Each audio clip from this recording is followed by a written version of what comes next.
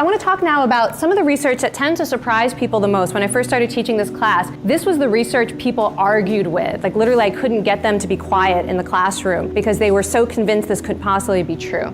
This particular study I'm going to talk about in a little more detail brought in people who were trying to manage their weight and eat healthy. And they gave them an immediate willpower failure. They showed up for the study and they were forced to eat a donut. And they even had to choose the flavor of donut they were going to eat so they would feel really complicit in this willpower failure. And they had to drink a whole glass of water too so they'd feel a little bit uncomfortably full. And then the next part of the study is a taste test where they're given a lot of different types of candy and they're said, you know, we want you to evaluate all of these candies, so please just eat as much as you need to, as much as you want, so that you can evaluate these candies. So they wanted to create an intervention that would basically get rid of the guilt and shame that people feel when they make a mistake.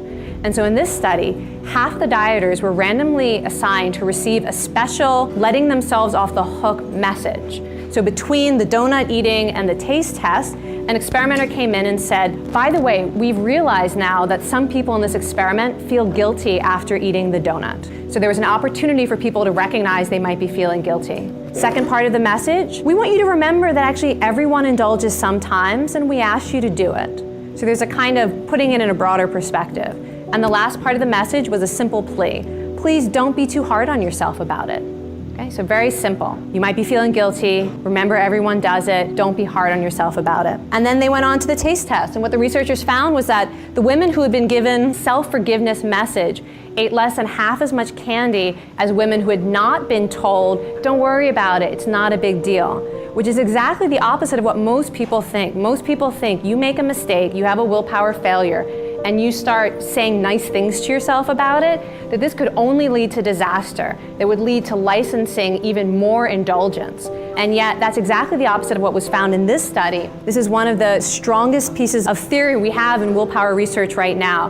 That is, the harder you are on yourself when you have a willpower failure, the more likely you are to have the same failure again, and the bigger it's going to be when you do.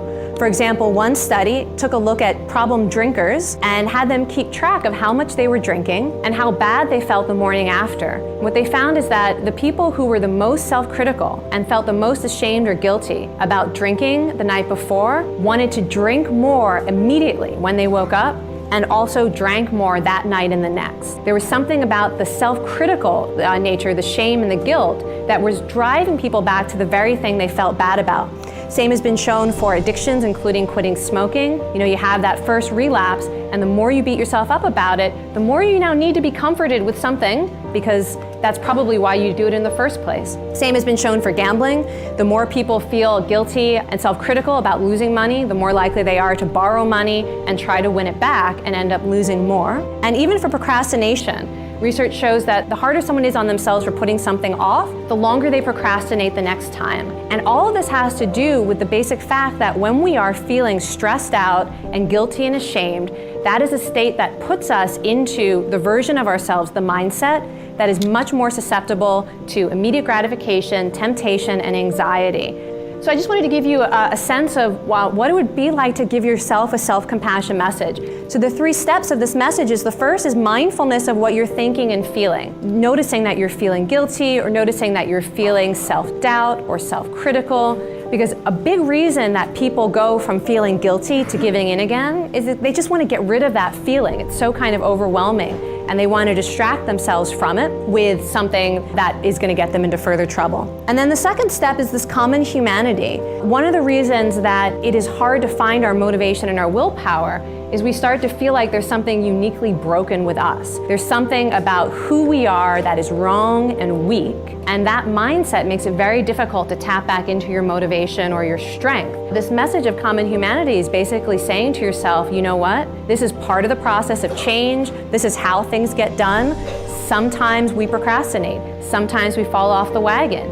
Everyone is imperfect. And to recognize that this is not saying anything about who you are, it's saying something about the process. And what matters is how you respond afterward, not the fact that it happened at all. And then this last step is encouragement over criticism. And if you were to think about someone you were mentoring, you know, some of you probably have mentees here, or you think about a child that you care about, or a dear friend, what would you say to them when they had a setback?